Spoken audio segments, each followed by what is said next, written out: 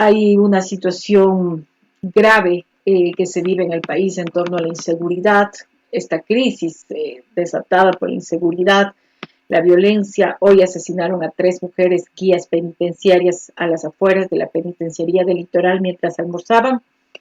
Hubo el asesinato de 3 personas en el puerto de Pozorja. Y así, la cantidad de muertes violentas sigue aumentando en nuestro país. A este paso, de acuerdo a los entendidos, si la situación continúa como hasta hoy, el 2023 cerrará con más de 6.000 muertes violentas. Fausto Quiraldo, buenas tardes. Muchas gracias, como siempre, por su tiempo para este espacio de entrevistas y de información. ¿Cómo mira la situación del país en torno a todo lo que estamos viviendo, Fausto? ¿Cómo está? Saludos cordiales, estimada Mónica, saludos cordiales a nuestros amigos que nos escuchan y nos ven. Yo creo que es desilusionador la situación actual que estamos viviendo para la mayoría de ecuatorianos, no solamente por el hecho de la violencia, ¿no es cierto?, sino porque la violencia es una consecuencia de una mala práctica política, de una falta de políticas públicas en función de la gestión de atender sectores necesitados que realmente requieren de la intervención del Estado para poder satisfacer necesidades. Entre ellas, fundamentalmente, el tema de empleo, el tema de educación, el tema de cultura, el tema de ocio, ¿no es cierto? Y que va de la mano, obviamente, con el fomento del proceso productivo del país. Se ha beneficiado mucho con la política del gobierno a la macroeconomía, pero no se ha fijado mucho la política del gobierno a la microeconomía, es decir, a la del bolsillo, a la de la gente común y corriente del país. Y hoy estamos viviendo esas consecuencias que, por un lado, el deterioro de las condiciones éticas y morales ha conllevado a que la población tenga inclinaciones a delinquir, y por otro lado venga la acción también de las bandas estas narcodelictivas que prácticamente tienen secuestrado al país, porque en ello vamos a ser claros, el país está secuestrado por la narcodelincuencia. Y eso es evidente cuando vemos cómo es que hay un proceso agresivo y en crecimiento intenso de la violencia, sobre todo con la utilización de otros nuevos instrumentos que antes no habían en el país. En México ya se desarrolló este tema, ¿no es cierto? Incluso allá la narcodelincuencia tiene ejércitos, ¿sí? En Colombia el tema de las autodefensas, los paramilitares y de una u otra forma también la narcodelincuencia desarrolló ya estos procesos, ¿no es cierto?, de intimidación a la población civil, aquella que no tenía, digamos, inclinación o vínculos en la delincuencia ni común ni organizada como es ahora. En Europa, en España, recordemos que siendo un proceso distinto a la narcodelincuencia, pero es un proceso político que se desarrolló con el ETA, que aplicó temas de terrorismo y ataques dirigidos a ciertos segmentos de la producción, principalmente en España, buscando su independencia o autonomía del País Vasco. Entonces, implica de que son instrumentos o herramientas que utiliza el terrorismo para amedrentar, atemorizar y hacerse del control de territorios. Y eso es lo complejo porque en Esmeraldas, lo que sucedió el día lunes, precisamente Martes. sucede, o sea, o el día martes Martes. sucede, supera todos los límites aceptables, ¿verdad? Porque a la final los ecuatorianos decíamos, si es que dentro de las cárceles se matan, pues que se maten, son entre ellos. O si es que están los sicarios asesinándose entre unos y otros que pertenecen a las mafias, pues es problema de ellos. Los daños colaterales son los que nos están llevando a este terreno de inseguridad y violencia gravísima. Y lo otro también tiene que ver con el mensaje que diera el presidente de la República con su decreto de libre porte de armas. No es que, o sea, no podemos discutir el tema de que si el decreto está bien o está mal, si es que está bien el reglamento o está mal, si es que se puede o no se puede utilizar armas. Debemos discutir el mensaje que dio el gobierno diciendo, como gobierno no somos capaces de enfrentar la delincuencia y por tanto, ármense ustedes ecuatorianos y vean cómo se defienden. Y de eso incluso los que mejor entendieron ese mensaje es la narcodelincuencia. porque recordemos que este acribillamiento que se da a los pescadores artesanales en Esmeraldas es porque había una disputa de a quién los pescadores tenían que pagar por su seguridad. Ujú, Entonces exacto. ahora resulta que ya no hay la Policía Nacional, entonces toca contratar o pagar a los narcodelincuentes y a estas bandas, a unas y otras, para que nos defiendan. O lo que sucede con todos estos extorsionadores que a través de vacunas van a los negocios y dicen, si no nos pagas, entonces tu seguridad está en riesgo. Entonces, es gravísimo lo que está sucediendo. Es decir, aquí asistimos a un país en donde el Estado está al margen de los problemas de los ecuatorianos.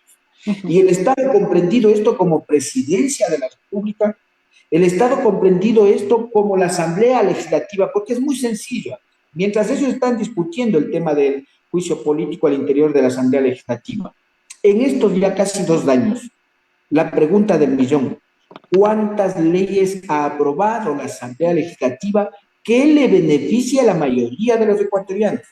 Porque yo sé que han aprobado algunas leyes, pero no han servido de beneficio para estas problemáticas que estamos hablando de empleo, educación, seguridad, seguridad social, ¿no es cierto? Cultura, deporte, ambiente, problemáticas que requieren la intervención del Estado integralmente. ¿Cuáles son las reformas? Ahora escuchaba, por ejemplo, que la mesa de jurídica, técnico-jurídica nacional se ha reunido con el presidente, fiscales de no sé cuánto y que tienen propuestas lindas e interesantes.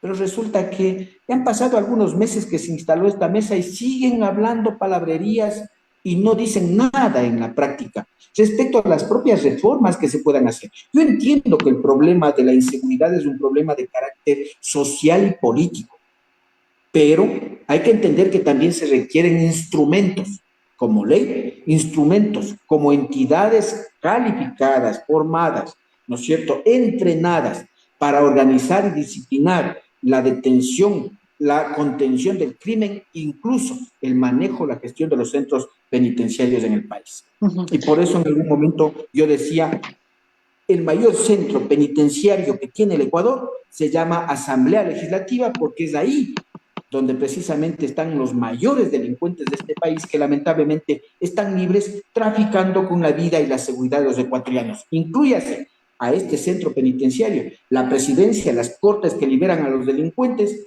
¿no es cierto? La fiscalía que hasta ahora no ha detenido a ningún delincuente mayoritario en este país sobre la base de las inobservancias de fiscales a los procesos y otras entidades o instituciones que forman parte de este andamiaje estructural del sistema que vivimos en el Estado ecuatoriano. Fausto, pero yo creo que no se debe generalizar cuando se habla de la Asamblea Nacional, ¿no? De hecho, hay legisladores bastante descatables y rescatables de la actual Asamblea Nacional, incluso. Muchos de ellos, de hecho, trabajan y no están negociando ni siquiera los votos para impedir una posible destitución del presidente de la República y le están respondiendo al país en medida de lo que pueden, porque un legislador no es que puede hacer mucho, ¿no? Porque ahí son con votos, ¿no? Para quienes han estado en la Asamblea Nacional o a quienes han pasado por esta función legislativa, saben que ni siquiera la primera minoría dentro de la Asamblea Nacional, que es UNES, con 47 votos, puede hacer mucho porque no alcanza ni siquiera los 70 votos. Entonces, un legislador no puede hacer mucho e incluso hay tiempos en los que se debe tratar cada ley, ¿no? No es que yo propongo y esa ley mañana se apruebe. Es que nosotros debemos ver no solo el tema de las particularidades, porque la Asamblea Legislativa funciona de manera corporativa, colegiada, funciona Exacto. institucionalmente. Uh Y -huh. entonces el problema cuando yo señalo que la Asamblea Nacional no está cumpliendo su rol, estamos hablando de la institucionalidad que cumple o que tiene la Asamblea Legislativa. Obviamente, cuando yo digo el gobierno nacional a través del Ejecutivo, el presidente es el referente, ¿no es cierto? Pero tiene ministros y no puedo meter tampoco en el mismo A saco a todos en todos. el mismo saco, así es. Pero También si yo hay digo el ministros que son referente rescatables. o la representación política, ¿no es cierto?, de la expresión de la palabra, es el Ejecutivo y el gobierno. O de las Cortes, evidentemente que habrán jueces honestos, pero hay jueces que están haciendo quedar mal a la institucionalidad. Entonces, el problema no son ciertas personas de la existencia al interior de las instituciones de ciertas personas que son sanas, coherentes, trabajadoras, propositivas, etcétera, etcétera, sino que es el deterioro de la estructura, ¿no es cierto?, que existe, el andamiaje institucional que existe en el Estado y que no está respondiendo a esas necesidades y exigencias que la mayoría de ecuatorianos tenemos. O caso contrario, ¿no es cierto? Yo me atrevo a decir, por ejemplo, ¿será necesaria una asamblea constituyente en el país que reestructure o reformule, ¿no es cierto?, o redimensione el funcionamiento del Estado en relación no a las necesidades de los políticos que pueden ir a la asamblea constituyente, sino en función de las necesidades de la mayoría de los ecuatorianos, ¿no es cierto? Porque no podemos seguir haciendo leyes al corte o a la medida de quien nos gobierne. Necesitamos hacer leyes y normativa en función de Estado, de país, en función de incorporar principalmente la solución a problemas y demandas de los ecuatorianos en general y obviamente de aquellos con mayor razón, de aquellos que han sido excluidos en este país, los sectores populares y sociales, principalmente en temas de educación, en temas de empleo, de financiamiento, de la productividad, como este caso que vienen exigiendo los pueblos de nacionalidades indígenas, por ejemplo, ¿no es cierto? Uh-huh. Fausto, ahora mismo en la Asamblea Nacional se trata un juicio político, como lo mencionaba, y es la prioridad, no sé si solo para la Asamblea o para el Ecuador entero, que se trate ese juicio político y esa posible destitución del presidente de la República. ¿Cómo mira usted esa posibilidad en más o menos 40 días? Bueno, yo creo primero de que la prioridad de los ecuatorianos no es el juicio político. La prioridad del juicio político es de los políticos que están en la Asamblea Legislativa y del presidente de la República. Los unos acusadores y los otros que se defienden. La mayoría de ecuatorianos quieren que se les resuelva dos temas, que es el problema de la inseguridad, la violencia y el tema del empleo y productividad. Sí, pero eso no Porque está eso es resolviendo el gobierno nacional y no puede resolver la Asamblea porque quien ejecuta presupuestos es el presidente de la República. Entonces, ¿cómo resolver o cómo dar una salida? Ahí hay una corresponsabilidad. Aquí no podemos, nadie puede lavarse las manos. Una corresponsabilidad del Ejecutivo no puede desarrollar la ejecución de procesos en función de que no haya la normativa. Y la Asamblea Legislativa no puede desarrollar procesos en función de que no haya la iniciativa desde el Ejecutivo. Aquí, la responsabilidad, nadie puede lavarse las manos. Y en eso, si es que consultamos a los ecuatorianos, no a mí como una persona que está analizando, hacer un estudio o un análisis de quiénes son los responsables de la situación actual del país, la mayoría de ecuatorianos van a ser muy claros y van a decir que son el presidente de la República, la Asamblea Legislativa, y a eso se suman entonces otras instituciones. Pero lo que usted me preguntaba sobre el juicio político, yo creo que hay que tener claro, ese es un juicio político, ese no es un juicio jurídico, no es una Así es. corte de justicia. Es un juicio en el que intervienen políticos y el argumento es político, ¿no es cierto? Más allá de que se compruebe o no se compruebe que el presidente de la República haya tenido o no intervención en temas estos de peculado planteados como calificación de la Corte Constitucional, la Asamblea Legislativa intervendrá argumentando posiciones y valores en relación a peculado, a corrupción, etcétera, etcétera, dentro del proceso, fuera del proceso, es decir, ahí hay que ser muy claros. Lo único que yo puedo señalar es que hay dos condiciones. La una, si es que de los acusadores cuentan con los suficientes 92 votos para censurar al presidente de la República, más allá de que exista o no exista la fundamentación, la razón, etcétera, se lo censurará, porque es una cuestión de votos. Ahí no hay una cuestión de que si se justifica o no, es una cuestión de votos. Si tienen los 92 votos, será censurado el presidente de la República. Así es. Y si es que el presidente de la República logra capturar la atención de algunos votos, ¿no es cierto?, que no estén a favor de su censura, y como lo logre, que es otra cosa, ¿no es cierto?, puede ser la propia redistribución del poder, ¿no es cierto?, en la entrega de ministerios, etcétera, ¿sí?, que caería de hecho en otros delitos, pero que a la final eso se ha hecho toda la vida en algunos gobiernos, entonces implicará de que no sea censurado porque la Asamblea Legislativa no contará con los 92 votos. Ahora mismo escuchaba, creo que la izquierda democrática ya digamos, eh, distanciaba un poco de la posición del enjuiciamiento, ¿no es cierto? O de la censura, mejor dicho, que se dé el juicio, pero la censura. En la Asamblea Legislativa, este jueguito que hace la Comisión de Fiscalización, ¿no es cierto?, que se aceptan, no se aceptan las sustentaciones, etcétera, digamos que forma parte de la acción propia del legislativo, ¿sí? Lo que yo creo que hay que esperar es que haya coherencia en el país. Y los ecuatorianos, quizá aquellos que son seguidores del proceso político que existe en el país, aspiramos a que haya coherencia, a que en la Asamblea Legislativa se sustente de tal manera que no quede, digamos, tela de dudas respecto a que si la decisión que se tome en caso de ser censurado el presidente de la República tenga la fundamentación necesaria para que luego no haya las posibles demandas, ¿no es cierto?, porque podría haberlas, ¿no?, de incumplimiento de la normativa, del incumplimiento de, digamos, de sin causa, haber sido censurado el presidente de la República. Yo creo que en definitiva esta es una cuestión de votos.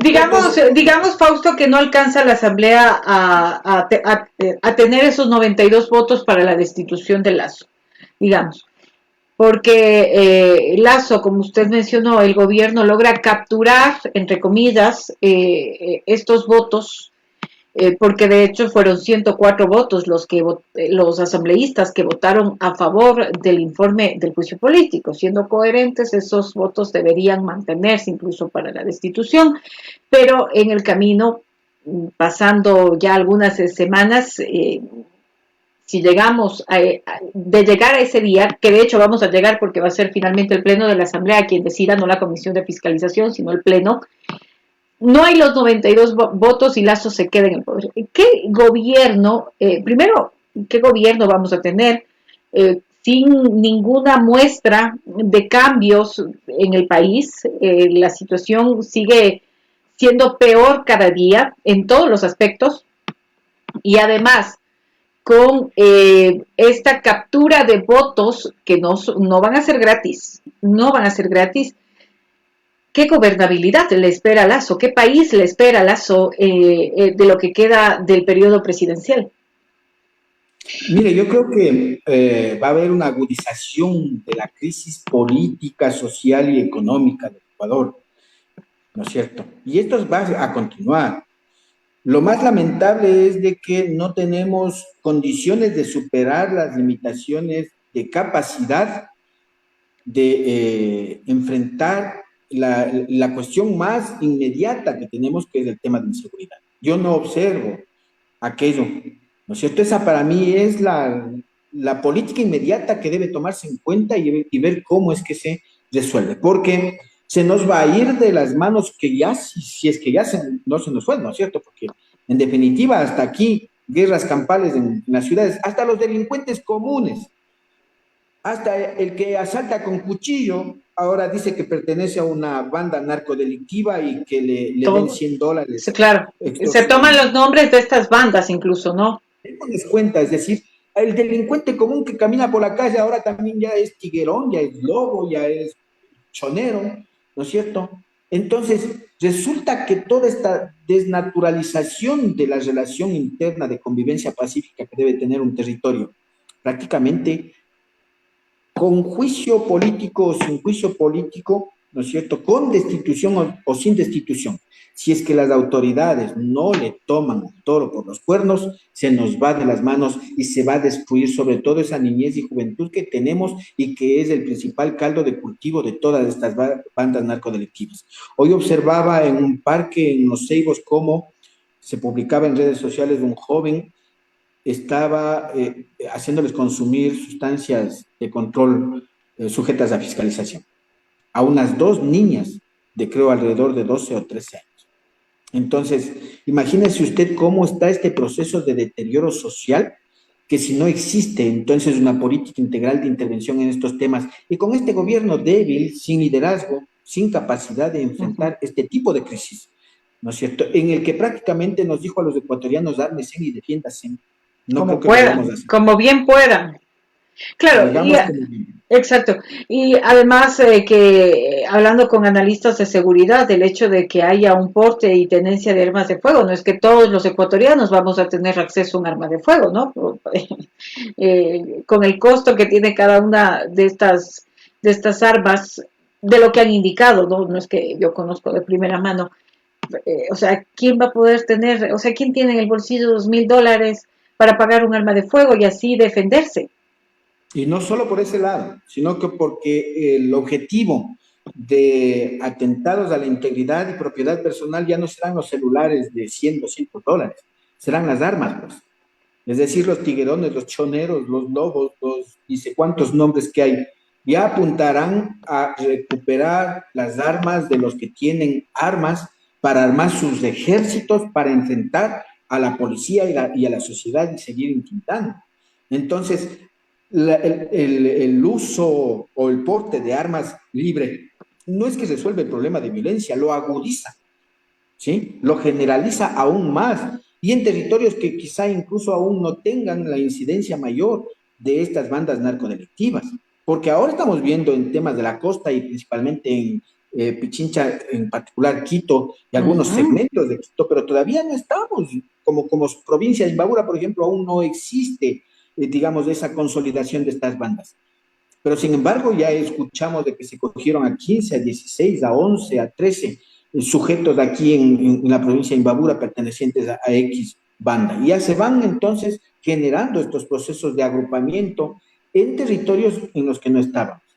Uh -huh. Entonces, la preocupación desde el punto de vista sociológico, desde el punto de vista educativo, desde el punto de vista político, desde el punto de vista de seguridad, desde el punto de vista de comunicación, debe ser el principal problema que debemos resolver inmediatamente, anclado con el otro que tiene que ver con el empleo, porque no podemos seguir teniendo, Mónica, más de 8,000 millones de dólares de reserva monetaria, mientras la gente no tiene medicinas, mientras Uh -huh. los jóvenes principalmente. Fíjese usted, en la provincia de Imbabura nomás, son 6,000 postulantes para la universidad.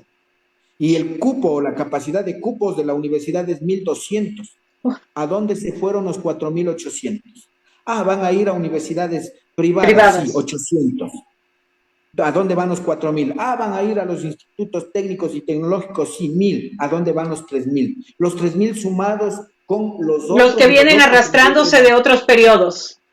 entonces, no nos podemos dejar de preocupar o desentender de estos elementos, teniendo la plata, los 8,000 millones de dólares guardados para pagar la deuda externa, para garantizar el desembolso efectivo Uh de la -huh. deuda externa, cuando en el país estamos requiriendo recursos para invertirlos en el área social y productiva. Eso es, ojalá haya una decisión, digamos, coherente, ¿no es cierto? Y sobre todo pensada en la gran mayoría de los ecuatorianos respecto al juicio político. Y si es que la destitución presidencial es conveniente, sobre la base de que sería el vicepresidente el que asuma la presidencia de la República y que no vaya a tener la misma línea de conducta del actual presidente, porque ahí sí sería, digamos, hemos arado en el mar, Uh -huh. porque le sacamos a uno y viene otro igual o peor. Fausto, y todo lo que venimos conversando, todo lo que se vive hoy por hoy en el país respecto a todo tipo de crisis que estamos viviendo, ¿cuál es el desafío a pocas semanas de que las nuevas autoridades seccionales asuman sus cargos? Yo creo que es importante primero sentarse a que conozcan bien cómo están sus instituciones, a que las organicen en función de estas perspectivas de desarrollo territorial local, sobre la base también de que depende mucho de la gestión gubernamental nacional, ¿por cierto? Porque a la final los gobiernos municipales son los que tienen en cierta medida presupuesto propio y los gobiernos provinciales, la totalidad de lo fundamental es presupuesto transferido por el gobierno central. Lo otro es de que se sintonicen, y ese es el principal desafío, que se sintonicen con las necesidades fundamentales que tienen en cada uno de los barrios y comunidades de la provincia y los cantones. Uh Porque -huh. lamentablemente se ingresa, se hace obras que no corresponden a las requeridas por los territorios y entonces ahí se desnaturaliza, digamos, la gestión de los gobiernos locales y provinciales. Y sobre la base también de que sea transparente, ¿no es cierto? De que no haya corrupción, Una perspectiva importante en este momento es de que prefecto y alcalde se articulen, ¿sí? Que no trabajen separados, separados. independientemente de cualquier Y todos, partido, de hecho, ¿no?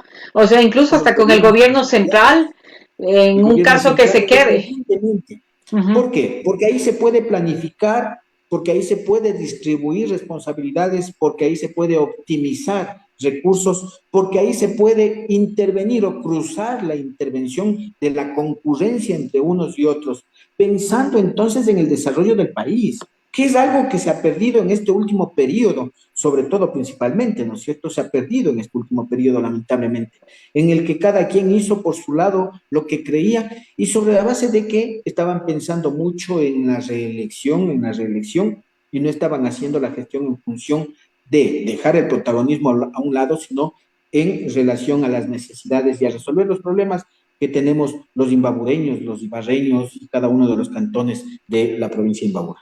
Uh-huh. Pero bueno, no fueron muchos, ¿no? Los que buscaban la reelección. Me parece que en 2 cantones nomás buscaban la reelección, de hecho. Pero se desarticularon respecto a la gestión articulada de toda la provincia. O sea, Uh-huh. más allá, por ejemplo, de que el alcalde de Pimampiro no haya participado en la reelección, pero resulta que no se articuló pues en un conjunto con el alcalde de Urcuquí, con el alcalde de Cotacachi, con el alcalde de Otavalo. Es decir, Uh-huh. cada uno anduvo por su medio y el prefecto también por su lado, y no se unieron, no desarrollaron una política conjunta que permita intervenir o cooperarse sobre todo, porque la acción cooperativa es la que da resultados en cualquier lado, no solo del país, sino del mundo. Y eso Uh-huh. al parecer todavía los políticos no entendemos. Uh-huh. O sea, entonces lo ideal, que yo estimo que así sea, ¿no? O sea, por el bien de las ciudades, de las provincias, de las parroquias, hablando de gobiernos autónomos descentralizados, y han dado muestra de aquello, incluso las autoridades elegidas el 5 de febrero, porque se los ha visto, hasta hoy, ¿no? Yo he visto a todos, de hecho a todos, no puedo hablar, no puedo excepcionar a nadie, porque todos han estado ahí. Esa articulación de querer trabajar de forma conjunta, no cada uno por su lado, porque al final del día, Fausto, si el ciudadano, si el gobierno central no me está dando medicinas, no me está dando seguridad, no me está dando empleo, si bien es cierto, la prefectura tiene sus competencias, los municipios también tienen sus competencias, entonces ahí están guardadas mis esperanzas. El ciudadano no mira a quien le corresponde Uh-huh. la función o la responsabilidad de atender ciertos requerimientos. No entiende todavía la ciudadanía porque no existe el desarrollo de una formación político-ciudadana, ¿no es cierto? Se han generado las normas, las leyes, pero no se ha socializado adecuadamente, no se ha difundido. Las generaciones venideras no conocen los procesos legales, de normatividad, de organización, de competencias, de estos que hablamos los que estamos en el medio, en la opinión. Uh-huh. La mayoría de la ciudadanía no conoce, entonces acude a veces hasta equivocadamente a solicitar ciertos requerimientos a entidades que no tienen funciones de acuerdo a la ley, y el cumplimiento de esas funciones les llevaría a juicios por peculado, por ejemplo, algunas autoridades si es que atienden esos requerimientos. Entonces, por ello es importante esta articulación. Yo sé que existe el Consejo Provincial, y en el Consejo Provincial existe la representación de cada uno de los cantones, ¿no es cierto? A través de ciertos alcaldes que asisten o ciertos concejales que son delegados de De manera los permanente. alcaldes, así es. Uh-huh. Pero sin embargo, lamentablemente sí he observado también de que más allá de que exista este Consejo Provincial, no se entiende la articulación en temas como por ejemplo el turismo.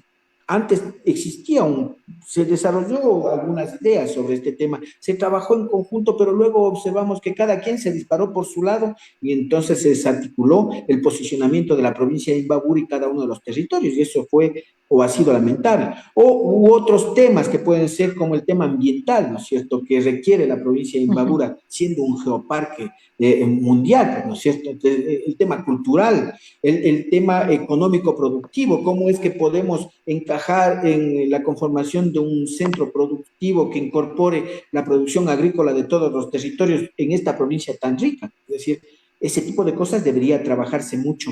Y el tema de articularse en la obra pública, como es la vialidad, el agua potable o la infraestructura sanitaria. Es decir, hay aspectos importantes y, digamos, hay una demanda ciudadana que tiene la mirada en las nuevas autoridades. Hay una expectativa, por algo ganaron, por algo obtuvieron esos votos.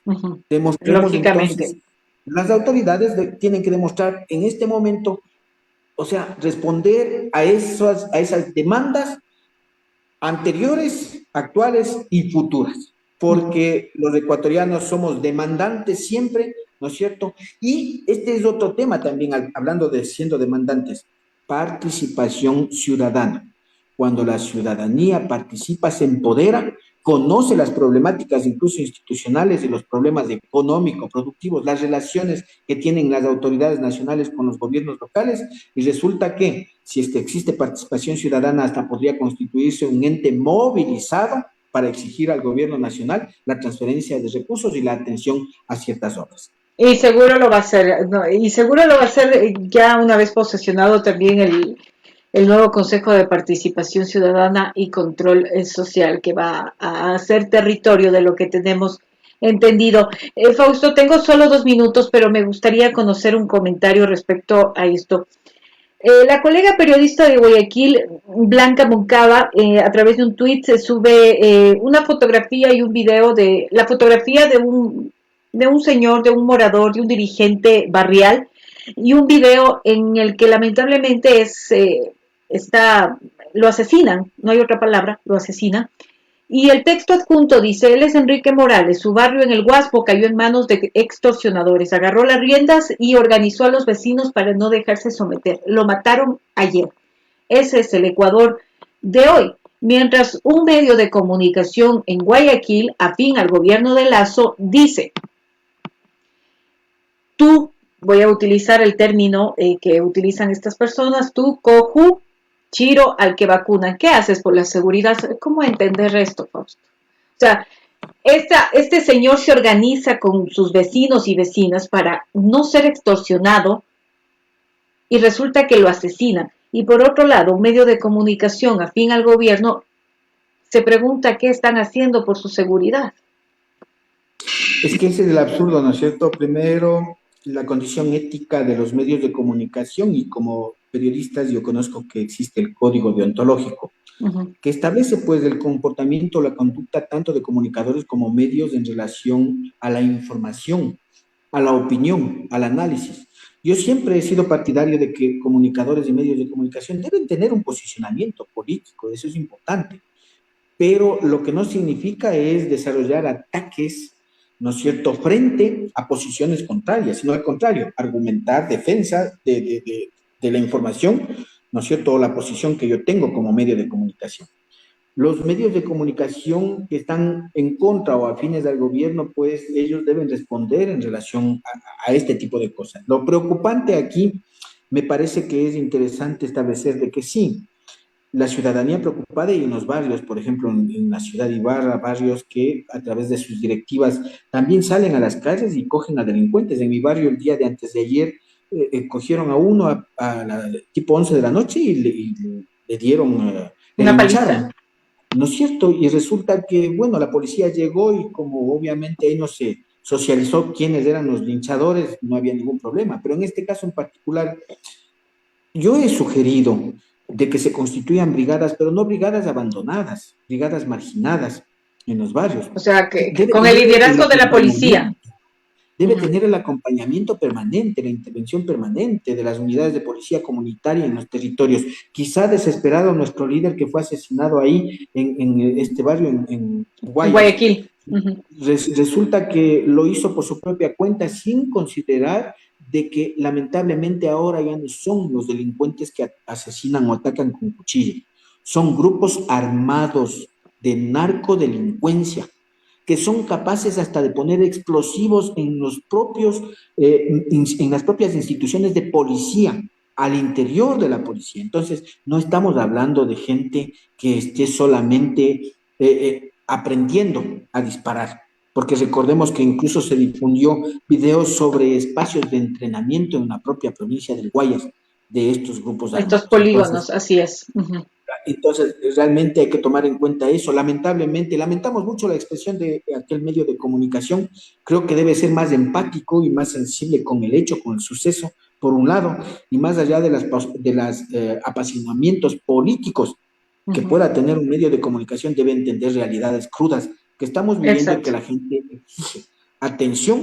Y aquí el responsable, así, nos guste o no nos guste, se llama Presidencia de la República, de lo que estamos pasando. Fausto, como siempre, muchísimas gracias por su aporte en estos espacios de comunicación y estaremos atentos a lo que sucede hoy por hoy en el país. Fausto, una buena tarde. Gracias. Muchas gracias, un abrazo gigante.